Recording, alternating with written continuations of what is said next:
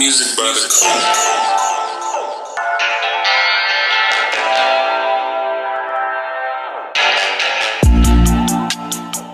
Hello and welcome to Yes, That's My Kid podcast. I'm Asia, he's Anthony, and behind the scenes we have our producer, Jacob. On Yes, That's My Kid podcast, we dive into deep, transparent, bold, and authentic conversations focused on childhood development, parenting, and the nuances of raising mixed children. Now listen, we are not here to give advice. We are simply sharing our opinions and our experiences with you. Everything, the good, the bad, the ugly, triumphs, failures, celebration, everything. And so if you like what you hear, please, please, please like, comment, share, and subscribe. And if you don't like what you hear, please like, comment, share, and subscribe. Anyway, you got to do it. Got to. All right. So Asia. Yes. It's late. It is. We here though.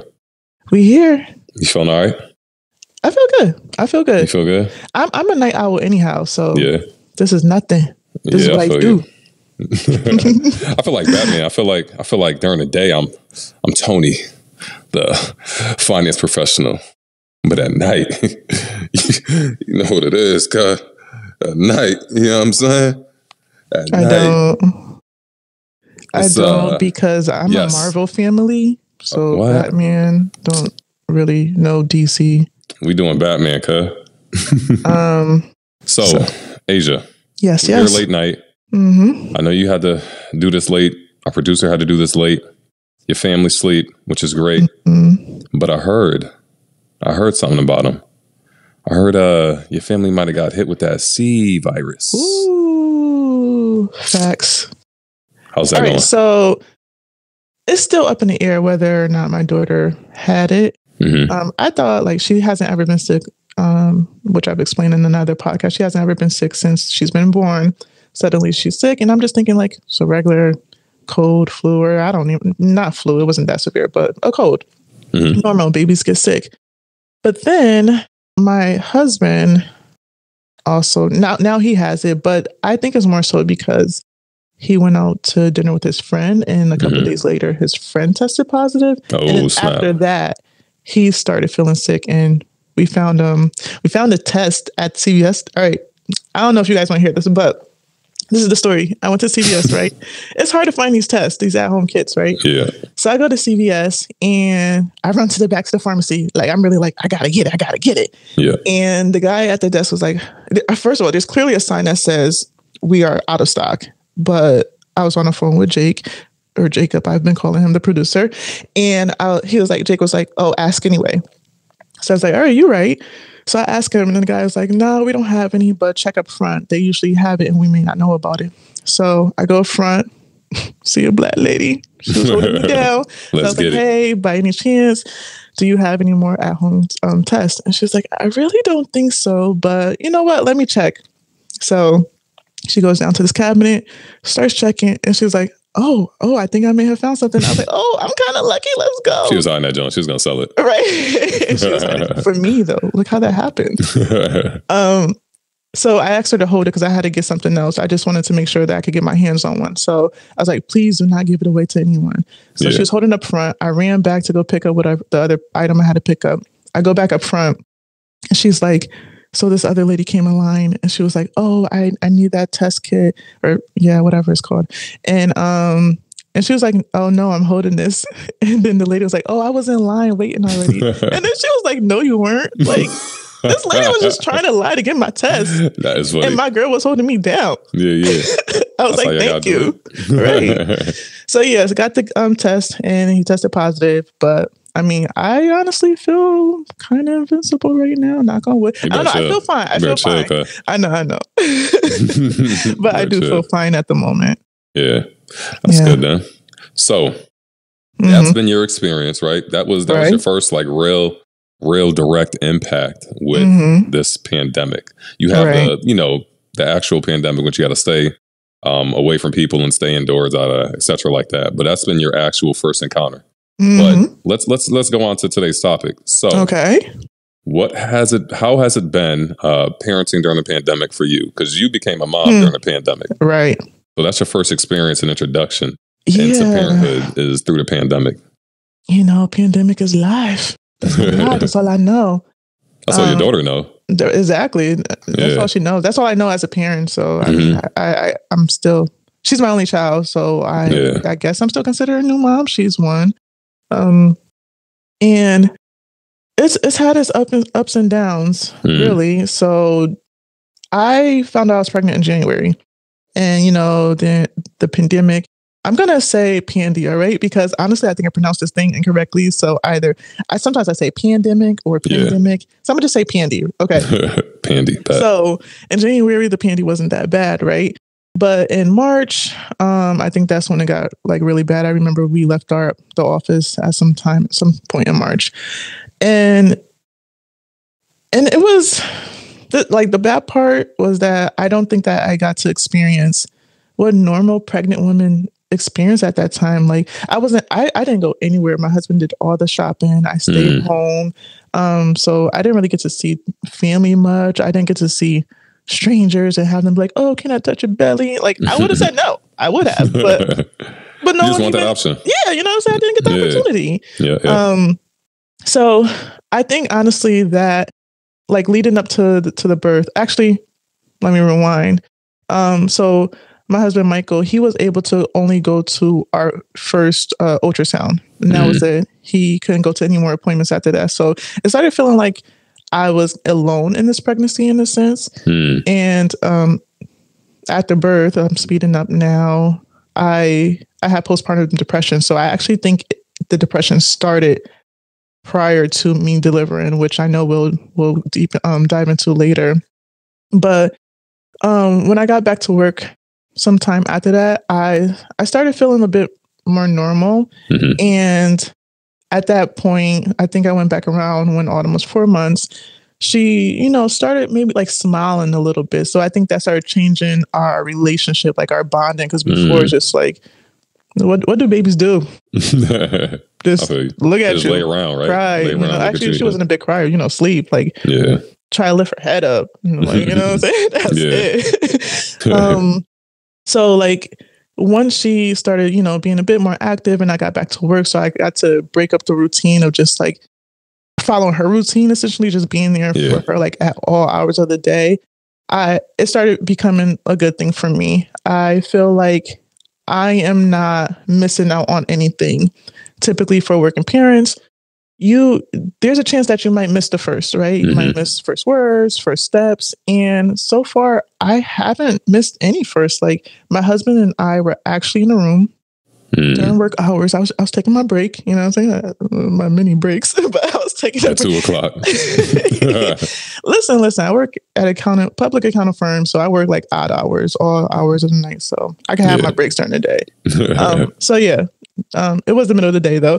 And she just started walking. We were like, but we were both there. And I think that's like one of the perks of the Pandy is that you get to be there and have these experiences that you probably would not have if you were working your 40-hour work week in an office. So I think that's pretty good. And saving on finances because she hasn't had to go to daycare. Yeah. Heard through the grapevine that daycare is a hefty expense. So yeah, that's for sure. I never had to pay daycare. We never had to pay daycare. But, nice. But yeah, I definitely hear that it's kind of pricey. But so I think I definitely agree with that. The pandemic, the pandemic itself sucks, right? The pandemic itself sucks. The reason we're having it is terrible. But to your point, and speaking from a parent who had a kid during the pandemic, as well as having one pre-pandemic, I can actually probably say that I built a better bond with all my kids during the pandemic, right? Because I feel like during the pandemic, you actually get to see your kids. You actually get to, for us, because we work from home. That's a big part, right? Right. But you actually get to see your kids. You actually get to really raise your kids. I think one of the things that kind of threw people off with the pandemic is because, they raised their kids. But let's think about it. Let's break a day down, right? Let's go. You sleep 8 hours, right? So that's 8 hours out of 24. Boom. 8 hours. You're in school, right? I'm talking about for kids, right? Oh, for kids the children. Sleep, okay, yes. The if children. You put your kids to bed in a timely manner, you're sleeping 8 to 10 hours, right? So right. We'll say 8. That's 8 hours out of the day. Boom. You're in school and school activities. We'll say, I'm just going to use big numbers. So we'll say 10. That's 18 hours. You come home, you eat dinner. If you want some time to yourself, you're talking like 4 hours maybe with your kid throughout the entire day. Yeah. So I think a lot of people, once the Pandy hit and they had to be home with their kids, I think some of them were just like, who are you? Like, this is what I raised? Right. Because literally you go from hanging out with them for 4 hours, they essentially are learning and being raised by their friends and teachers and whatnot. You don't know what's being poured into them. Because they're, like I said, that's like 10 hours of their day. And then now you're like, oh, this is how you act in school? For sure. You know what I'm saying? You act cool at home, but then this is how you really are. And I think a lot of that, I think a lot of people had to confront the reality of who their kids are. So I think that, whether they admit it or not, I feel like that's a reality you had to really confront. Like, oh, snap, my kid's 15. I haven't really spent this much time with them in his entire life. True. Him or hers in their entire life. So I think that was probably one of the problems people started facing during the Pandy. But for me, it's been amazing. I got to spend amazing time with my kids. We were able to bond a lot. My daughter, we were able to get a lot of one-on-one learning with her because for pre-K4, she's in first grade now, but for pre-K4, she had to be taught at home. So we taught her for like half the year. But it was amazing. She learned probably more in that half year than she did the whole she's year. Really smart. Yeah, I appreciate she's it. Really smart. She puts a lot of work in, and we put a lot of work in with her. But that's been the experience. It's been pretty amazing, to say the least. Like I said, the reason for the pandemic sucks, but the experience I've been having during the pandemic, and I got the virus already, so that's not fun. But I love the pandemic. I love working from home. I love being around them and around my family and everything. What were you about to say? So I was going to ask you, do you think that there were any moments that you were getting tired of your kids? Because like you said, it's like all day, no? Nope. None at all. Like it was just a blessing. It was great. I love my kids, and we were active when my wife got pregnant. Like it was purposeful, right? It wasn't something that just like crept up on us. It was purposeful. So, right. So I just try to embrace every minute with them and try to engage with them and make it worthwhile. Feed into them as much as I can at all times. So having that opportunity is amazing. How about you? Were there any times that was a little tough? Aside from the postpartum? I think so. Yeah. Like I definitely love my daughter. She definitely has like a personality now. So like I'm saying, the whole experience right now is fun. But there are times where, and I know that my husband probably feels it more right now because he's with her all day. I do get a little tired. I'm not going to lie. Only because it's hard communicating right now, right? She doesn't really speak. She hasn't really formed her words yet. So it's hard for her to tell us exactly what she wants. So when she can't say what she wants, she's having like a little fit, and I don't like it. Like I look forward to the moment when we can have actual conversations and talk about like, hey, what's going on with you? Like, what's the real issue here? Let's get to the root cause. But right now it's like flailing about, and I'm like, oh, girl. Yeah. Like I'm not having that when you can actually speak. And and she's kind of like biting now too. And I don't like that. And she sounds a little feisty. She is a little feisty. She's really good though. She's really good. Yeah. She doesn't act out too much, but when she does, it's like, I thought this wasn't supposed to happen until 2. Like the terrible 2s. That's what I hear. Yeah. It's like when she acts out, I'm like, Autumn, I can't take it. But if we put on some music, she's fine. She can watch videos all day. Yeah. And so, oops, banged on that. But yeah, she can watch videos all day. And so it's not too hard. So one of the interesting things that I was thinking about, aside from like my immediate impact necessarily, or the impact specifically to my kids right now, it may impact them later and probably society as a whole later, is the fact that during this pandemic, people have been limited, right? Limited to seeing multiple people. So one of the interesting parts is within a pandemic, since you can only really, depending on how severe people took the warnings and whatnot, and took the rules of engagement with the pandemia, whatever.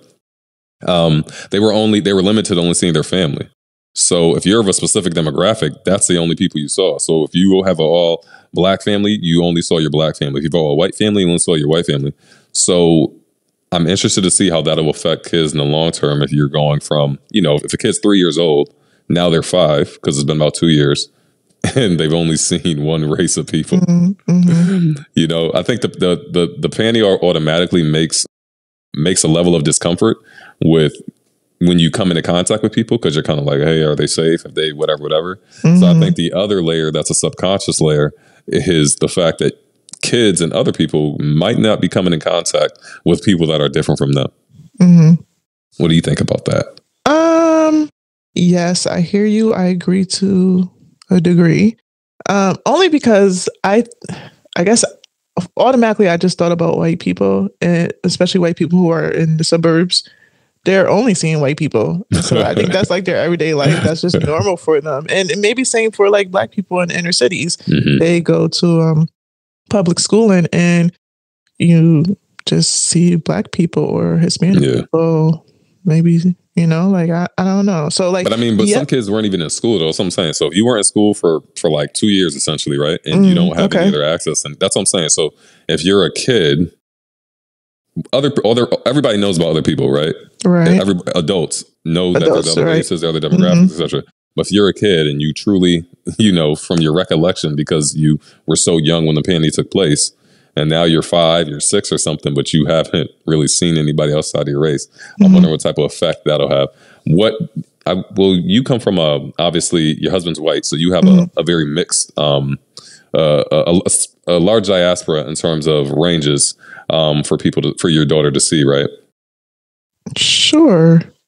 Right? I mean, between your mother and your brothers and everything like that. So do you think the panty is going to have any effect in terms of, I guess, her level of comfort being around people that she may not have had the opportunity to meet or be affiliated with or see? Yes, initially. I think so. But I mean, she warms up to people pretty quickly, I think. Yeah. So my grandmother came down in June, and like at first my daughter was a little icy to her, but then like she started playing with her, and we saw her every day, I think for a week. And she was cool with her. I mean, it also helped that at some point my grandmother was just giving her food straight from the plate. Like she was just giving her anything. That was funny. And my daughter eats. But I think that she warms up to people pretty quickly. And I don't know if the videos might have something to do with it, because, well, we keep it on like an R&B channel, but R&B isn't just R&B anymore. So I think you see all types of people. What do you mean by it's not R&B anymore? I don't think that R&B is 90s R&B. I don't think it sounds like what it used to. The lyrics aren't the same. Are you referring to the sounds and the lyrics though? Am I referring to the sounds and the lyrics? Yeah. Well, I'm talking like R&B, old R&B rhythms and blues. It's typically black people, with the exception of like John B and maybe Tina Marie. I just wanted like you to know what I'm talking about. Just wanted you to say. I was curious. I didn't know what predominantly. You know what I meant. Predominantly black people are artists in the R&B genre. So, but now on television, on Vivo, she keeps on that. We see, I think, a lot of different types of people. Yeah. Okay. So I think that in some way, she'll be slightly familiar, but I think that like often kids are a little iffy anyway when they first meet someone. They tend to cling on to their parents or whomever they know in the room at that time. Yeah. So I asked that because pre-pandemic, when my daughter was probably up until 1.5 or something like that, she would lose her mind if she saw any man that was lighter than me. Oh, really? Yes. Freak out. Because she was always basically I was pretty much the only man that she saw. Yeah. And my cousin, who's like darker than me as well. So we were generally the only men that she saw at that time. So she would like lose it. If they were men that were lighter, she would just lose her mind. So that's why I asked, and that was pre-pandemic. So seeing that effect pre-pandemic, I'm like, I can only imagine that it's multiplied and amplified for certain families. So how did you feel when she would react that way? When I, how would I feel? Yeah. Were you like, yes, keep it. Oh, we trying to keep honest? That up. Yeah, nah. So, nah, I wasn't. I guess you were. Nah, I wasn't. I was just like, it was cute to me. It was cute because I was like, it's cool because it's like your father's there so often. You know what I'm saying? That's who you associate with as the only man in your life. So for me, it felt good in that sense. It didn't feel bad to me at all. I understood it. But I remember we had going back to what I was talking about earlier in regards to like not knowing your kids or hanging out with your kids. So I had a coworker who like 6 months into it, he said, this is the most time. His kids were like 15 or 17. He said this past 6 months was the most time he spent with his kids in their entire life, like collectively. Like the 6 months, that space was the most time he spent with his kids. So that's why I was saying, like, people really don't know who their kids are. You know what I mean? When you force in a position where you got to be with them because they were home from school and whatnot. Yeah. You don't know. Fortunately for him, his kids were cool and everything worked out well. He just, but some people are just like, oh snap. Like, so do you think that there's a correlation between title and the amount of time that people spend with their children? Or you think that like that's across the board that pre-Pandy parents weren't spending time with their children? When you say title, you mean like professional work title? Yes. Like the higher they are, on a hierarchy. Yeah, so in this situation, I call him my coworker, but he was way higher than me. So much higher than me. So much higher than me. So I do think there's definitely a correlation. But I mean, but I think there's also nuance in that because I feel as though some people that are like on my level or around my professional level will work all the time. So I think there's really a designation in priorities. That was one of the big things when the Pandy hit, right? For me personally, because it was like trying to balance these priorities of work and home because work was in my home now. So I didn't really have any boundaries in terms of when to turn it off. So that was probably like the difficult part going to your question earlier.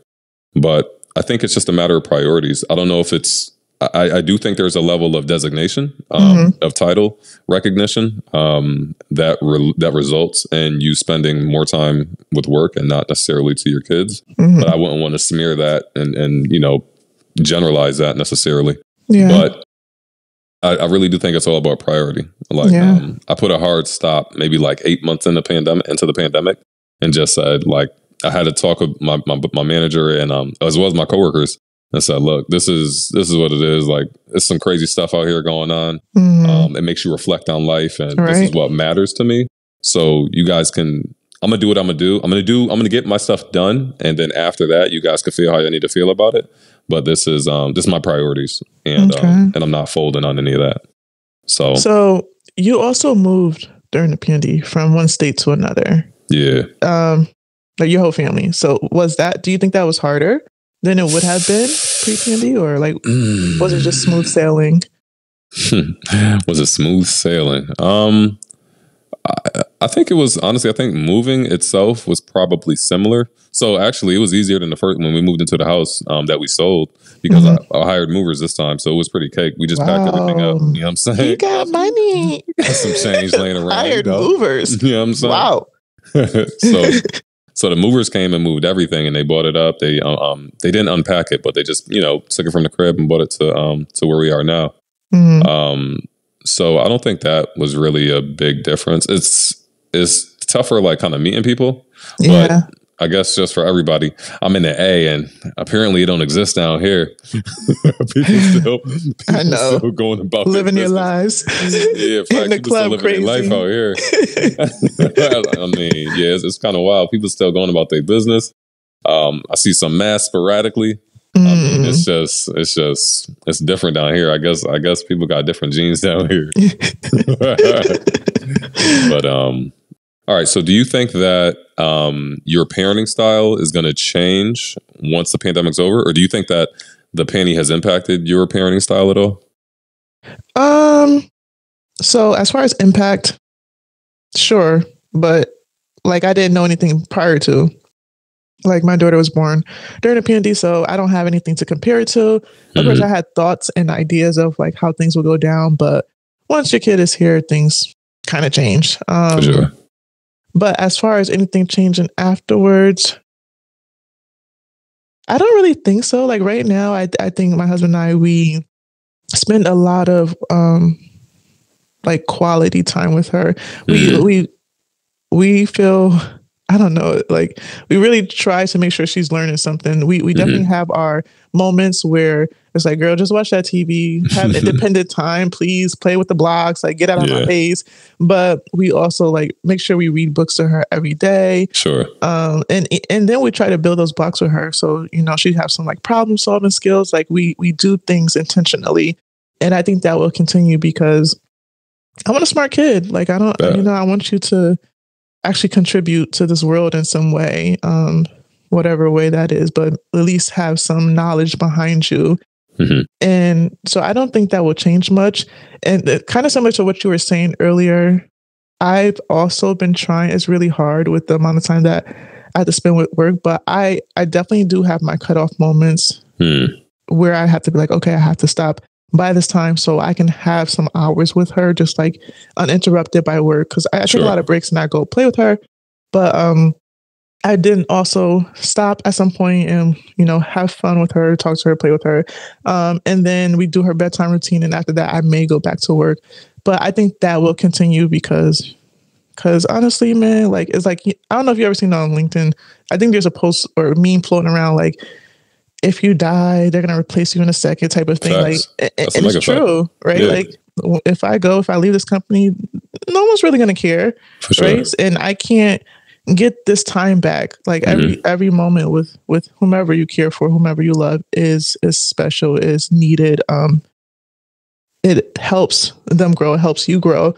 For sure. So I want to make sure that my daughter knows that like I tried and I was around. I don't want her to ever be like, oh, you know, mommy worked a lot, so I didn't see her. Like some little spoiled brat or something. Like, I want to make sure that I have an impact on her life. So I think that will continue throughout our entire lives. I don't think that would change at all. I think it's I think the parents that kind of it depends on the approach, right? The approach of how you looked at the pandemic. To be honest, from the jump, I looked at it like a straight up opportunity, right? Because of what you said. When this goes away, right, it'll be a footnote in history, but you'll never have had the opportunity again to spend so much time with your family, to feed so much into your kids. I mean, it's completely an amazing opportunity to feed into your kids and to grow with them and for you to grow with them. So I think in terms of parenting styles, once the panty's over, I was always a little, for lack of a better word, overbearing when it comes to my kids.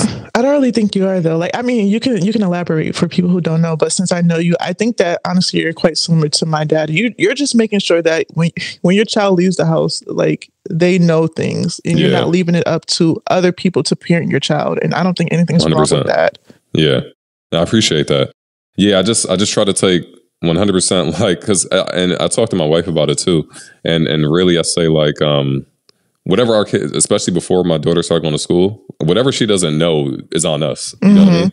Literally. You can't like, you could look at somebody and say, why don't you know that? You can't look at your own kid and say, why don't you know that? Right. Or why are you acting like that? Whatever they don't know or you know, don't have information on, it's because of you. That's your responsibility. Yeah, for sure. So that's how I kind of look at just everything that's involved in my life, but specifically with regards to my kids. So during the pandemic, it's just when the pandemic's over, I definitely still believe I'm going to continue with kind of that mentality and mindset, because I had a pre-pandemic and now it just kind of got reinforced a lot more during the pandemic. Because at the end of the day, you want to be able to say you did all that you could do. Regardless of how it turns out, you could say, you could clean your hand and say, I did everything that I could do. But they have the tools to do what they need to do and to do what they want to do with discernment and with some type of level-headedness. And if they choose not to, then that's their choice. But I gave them all the tools they need to be successful and be productive and everything. So let me ask you a question. As far as, in your words, you feel like you're an overbearing parent, do you think that is a result of how you were brought up? Do you think that it's similar to your upbringing, or you've changed it completely to ensure that it's not, like, your parenting style is not what you experienced? I'd say partly, right? Our parents can only do what they could do, right? They only knew what they do. My father wasn't, like I said before, my father wasn't that involved, we'll say. And my mother was working all the time. So I never had anybody to, like, I don't know if I told you, if I said it on the podcast before, but when I was graduating college, my mother said, "I didn't know you was in college."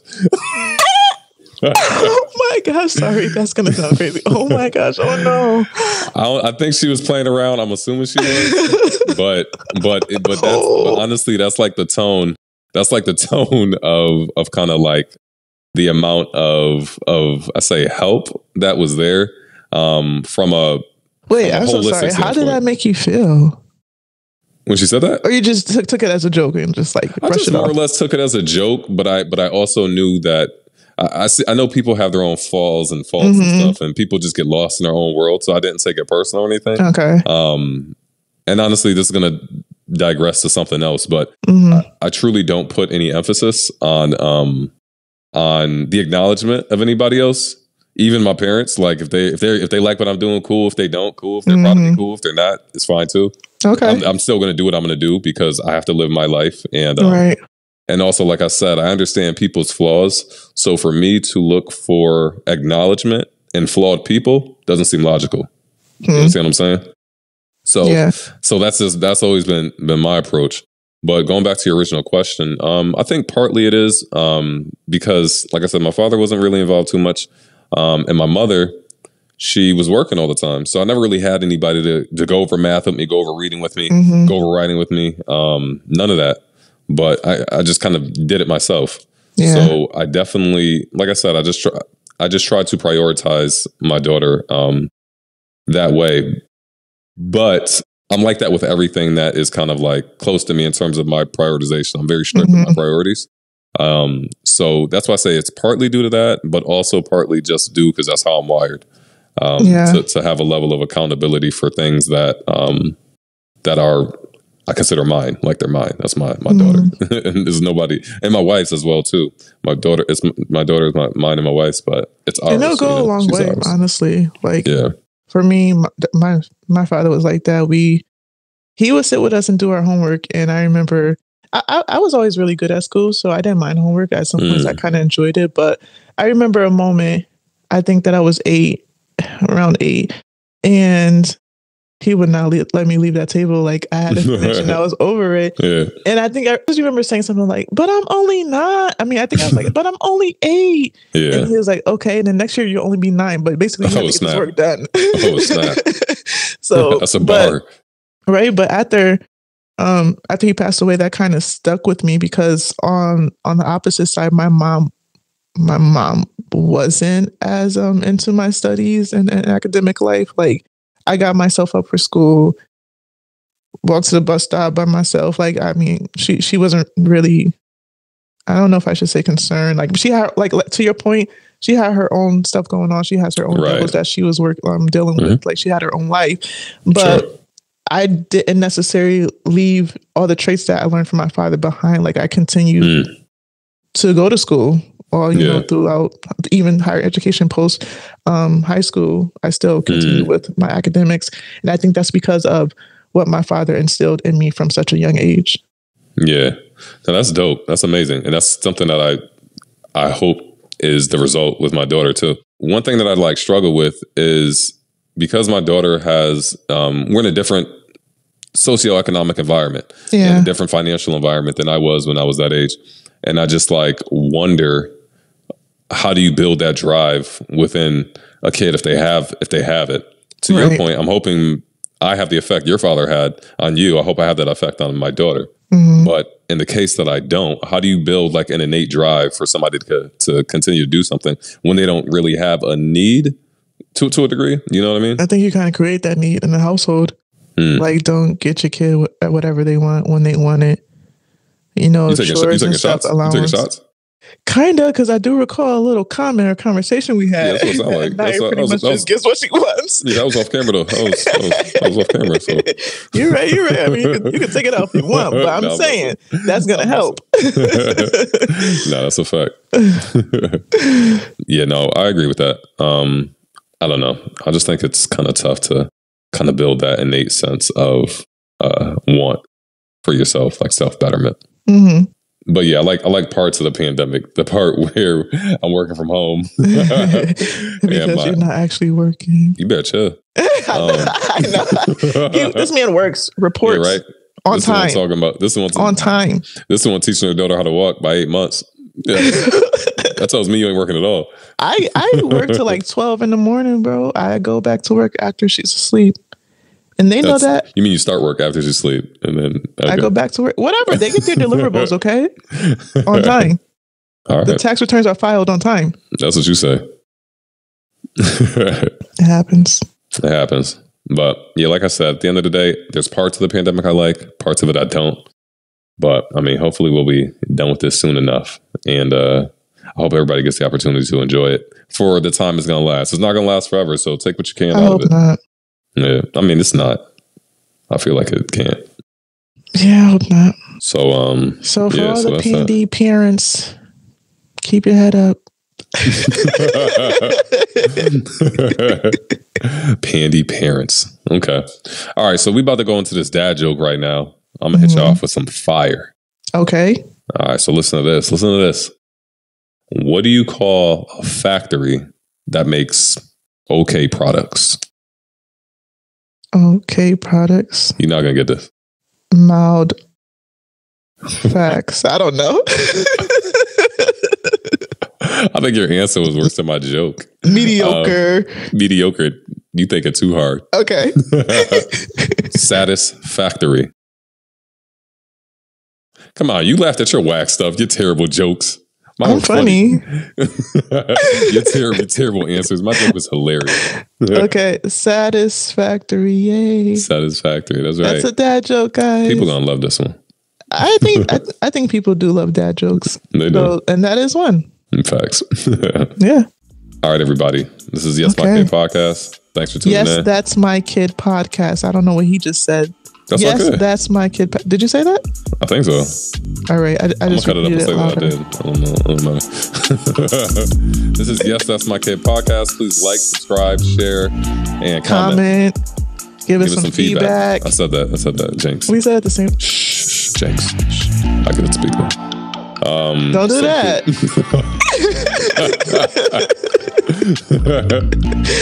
All right, everybody. Peace. Thanks. All right. Bye. Thanks for listening.